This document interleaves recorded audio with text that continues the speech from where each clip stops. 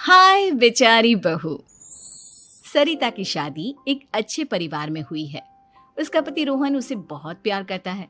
घर में उसकी सास शांति और ननद मीनाक्षी भी है, जो सरिता के किसी काम में दखल अंदाजी नहीं करती।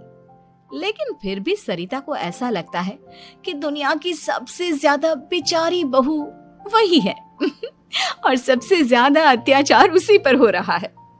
माँ जी, ये लीजिए आपकी चाय। अरे बहू, तूने इतनी ज्यादा चीनी क्यों डाल दी चाय में? हाय हाय माँ जी, मैंने तो उतनी ही मीठी बनाई है जितनी मीठी आपको पसंद है। माँ जी, आपको तो मेरे हाथ की चाय अच्छी ही नहीं लगती। जब देखो कुछ न कुछ कमी निकाल ही देती हो। अरे बहू, तू एक बात के पीछे ही पड़ जाती है। मैंने ऐसा कब कहा कि तू रोज चाय खराब बनाती है? सरिता अपने कमरे में चली जाती है और फोन उठाकर अपनी माँ से बात करती है। हेलो माँ, कैसी हो आप? क्या कर रही हो? मैं तो ठीक हूँ, पर तू बता, तेरा मूड कैसा है? तेरी आवाज से लग रहा है कि कुछ तो हुआ है तेरे ससुराल में। अरे क्या बताऊँ माँ, यहाँ तो हर समय मेरे साथ बहुत बुरा व्यवहार होता है। मैंने अपनी सास के लिए इतनी अच्छी चाय बनाई, लेकिन मेरी सास चाय पीते ही मुझे 4 बातें सुना दी। बेटी, तू इतनी छोटी छोटी बातों पर ध्यान ही क्यों देती हो? तुम्हारी सास ने कुछ बोल भी दिया तो क्या हो गया, वो बड़ी है ना तुझसे। माँ ने इतना समझाया, लेकिन इस बात का सरिता पर कोई असर नहीं हुआ। अपनी बेचारी बहू की छवि वो बदलना ही नहीं चाहती। अगली सुबह सब नाश्ते की टेबल पर बैठकर नाश्ता कर रहे थे, तभी सरिता ने अपने पति से कहा, सुनिए जी, मुझे ना आज बाजार से कुछ सामान लेकर आना है। आज आप ऑफिस से आने के बाद मुझे लेकर चलना ना। भाभी, मुझे भी कुछ किताबें खरीदनी है। आप दोनों जा ही रहे हो तो मेरी किताबें भी ले आना। लो, अभी तो बात ही की है बाजार जाने की, तो एक फरमाइश आ गई। माँ जी, आप भी बता दो कुछ, और हाँ, मोहल्ले वालों से भी बोल दो अगर वो कुछ मंगवाना चाहते हो तो। बेचारी मीनाक्षी अपना सा मुंह लेकर रह गई। ये सब देखकर रोहन से चुप नहीं रह गया और वो गुस्से में बोला, सरिता, क्या हो गया है तुम्हें? मीनाक्षी ने तो सिर्फ किताबों के लिए बोला है। तुम्हें मीनाक्षी से इस तरह से बात नहीं करनी चाहिए। माफी मांगो उससे अभी। क्या? मैं माफी मांगू? दिन भर आपके घर के काम करूं मैं, आपकी और आपके घर वालों की बातें सुनूं मैं, और अब माफी भी मैं मांगू? ऐसा कभी नहीं हो सकता। ये बोलकर सरिता वहां से चली जाती है। एक दिन उनकी पड़ोसन घर आती है। अरे सरिता, क्या कर रही है?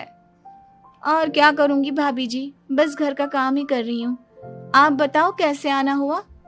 अरे मैं तो तुम्हारा हालचाल पूछने आई थी, लेकिन तुम तो बिजी लग रही हो। कोई बात नहीं, मैं बाद में आ जाऊंगी। और क्या करूं भाभी जी, जब से शादी होकर आई हूँ ना, बस काम ही कर रही हूँ। और इस घर में ना कोई मेरी कदर नहीं करता। पति है जो बस घर से ऑफिस, ऑफिस से घर। ननद को तो कॉलेज से फुर्सत नहीं। बची सास तो उनका सारा समय मेरी गलतियां निकालने में लग जाता है। अरे ये क्या कह रही हो सरिता? तुम्हारी सास तो पूरे मोहल्ले में तुम्हारी तारीफ करती फिरती है कि तुम बहुत अच्छी हो, पूरा घर तुम्ही ने संभाल रखा है। हाँ तो क्या हुआ, इसमें गलत क्या कहती है? सच्ची तो कहती है। मेरी मर्जी के बिना इस घर का पत्ता भी नहीं हिलता। शाम को जब रोहन घर आया तो उसने सबसे कहा, कल हम सबको मौसी जी के घर जाना है। उनकी बेटी की शादी है। सब अपनी अपनी पैकिंग कर लो, सुबह होते ही निकल जाएंगे। और सरिता, तुम कान खोलकर सुन लो, वहां जाकर किसी की बुराई भलाई शुरू मत कर देना, नहीं तो मुझसे बुरा कोई नहीं होगा। हाय हाय जी, आप तो ऐसे कह रहे हो जैसे मैं सुबह शाम सबकी बुराई करती फिरती हूँ। आज तक कोई कह नहीं सकता कि मैंने किसी की पीठ पीछे किसी के बारे में कोई बुरी बात बोली हो तो। अरे बस बहू, बात को और ज्यादा आगे मत बढ़ा। हमें सब पता है तू हमारे साथ क्या व्यवहार करती है। ये बात घर तक रखना, शादी में किसी को कुछ मत बोलना, नहीं तो सब कहेंगे कि शांति की बहू कितना बोलती है। हाँ हाँ, सब कुछ तो मैं ही बोलती हूँ ना। आप लोग तो हर समय फूलों की बारिश करते रहते हो मेरे ऊपर। सारी गलती मेरी है जो मैं इस घर में आई। सबका कितना ध्यान रखती हूँ, लेकिन फिर भी मेरी तो आप लोगों की नजर में कोई कदर ही नहीं है। अगली सुबह सब लोग मौसी जी के घर पर चले जाते हैं। वहां पर शादी का माहौल होता है, सब जगह चहल पहल होती है, बहुत सारे मेहमान आए हैं। सरिता को वहां बहुत अच्छा लग रहा है। वो अपने मन में सोचती है, यहाँ कितना अच्छा लग रहा है, कितनी रौनक है। मैं यहाँ किसी से ज्यादा बात नहीं करूंगी। अगर मेरे मुंह से कुछ ऐसा वैसा निकल गया तो रोहन जी तो मुझसे गुस्सा हो जाएंगी। सरिता ये सब सोच ही रही थी कि वहां रोहन की कजिन साक्षी आ गई और सरिता से बोली, आप सरिता भाभी हो ना? जितना आपके बारे में सुना था आप तो उससे भी ज्यादा सुंदर हो। हाँ वो तो है, मेरी सुंदरता की तारीफ सब करते हैं। मेरे मायके में तो सब यही बोलते हैं कि रोहन जी की किस्मत बहुत अच्छी है जिन्हें मैं मिली। लेकिन आप कौन है? मैंने आपको पहचाना नहीं। मैं रोहन भैया की कजिन हूँ। आपकी शादी पर नहीं आ पाई थी ना, इसलिए आप मुझसे मिली नहीं कभी। शांति मौसी और मीनाक्षी आपकी बहुत तारीफ करते हैं।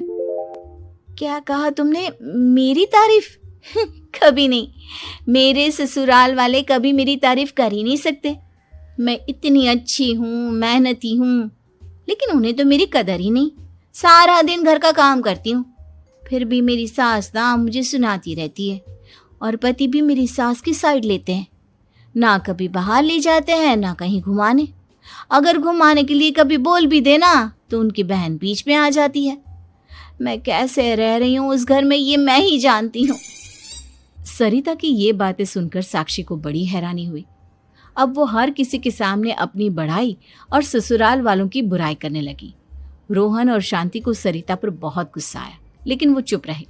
अगले दिन जब वो अपने घर पर आए, सरिता, तुमने क्यों सबके सामने मेरी इज्जत का तमाशा बनाया? तुमसे बोला था ना कि चुप रहना। अजी ऐसा भी क्या कह दिया मैंने जो इतना भड़क रहे हो? तुम जहां जाती हो अपना रोना शुरू कर देती हो, कभी किसी दूसरे की बात ही नहीं सुनती, बस अपनी कहती रहती हो। तुमने सबके सामने हमारा तमाशा बनाकर रख दिया है। हे भगवान, मुझे अपने पास बुला ले। जिस घर में मेरी कदर ही नहीं उस घर में मेरा क्या काम? अरे क्या करूंगी मैं यहाँ रहकर? जो भी आता है मुझे सुनाकर चला जाता है। मैं तो किसी से कुछ नहीं कहती। सीधी सादी बहू मिल गई है ना सबको, तो जो जी में आए वो करो। सरिता ने अपने आगे किसी को कुछ बोलने ही नहीं दिया और उस दिन भी उसने सबके सामने खुद को बेचारी बना ही दिया। अगले दिन मीनाक्षी कॉलेज के लिए लेट हो रही थी, इसलिए वो हर काम जल्दी जल्दी कर रही थी। अपना नाश्ता लेने किचन में गई और पतीले में रखे गरम दूध को गिलास में डालने लगी। दूध का पतीला उसके हाथ से छूट गया और गरम गरम दूध उसके हाथ पर गिर गया। ओए माँ, हाय मेरा हाथ, माँ मेरा हाथ जल गया। मीनाक्षी की आवाज सुनकर सरिता दौड़ती हुई आई। ये क्या किया तुमने? तुम्हें नाश्ता चाहिए था तो मुझसे बोल देती, मैं क्या मना करती थी? अब पता नहीं कितने दिन की मुसीबत पाल ली तुमने। सरिता मीनाक्षी को उसके कमरे में ले गई और उसका बहुत ख्याल रखा। उसका इस तरह से ख्याल रखना शांति और रोहन को थोड़ा अजीब लगा। माँ, सरिता के दिमाग का भी कुछ पता नहीं। कल शादी में सबको इतना कुछ बोल कर आई है हमारे बारे में, और अब मीनाक्षी की कितनी अच्छी देखभाल कर रही है। ये ऐसा क्यों करती है? बेटा, तेरी बीवी की ना आदत हो गई है सबके सामने खुद को बेचारी दिखाने की, और आदत इतनी जल्दी नहीं बदलती। जब ये बोलना शुरू करती है तो रुकने का नाम ही नहीं लेती, इसलिए इसे पता ही नहीं चलता कि ये किसके सामने क्या बोली जा रही है। लेकिन दिल की बहुत अच्छी है। हमें भी अपना दिल बड़ा करके ये जैसी है इसे स्वीकार करना चाहिए।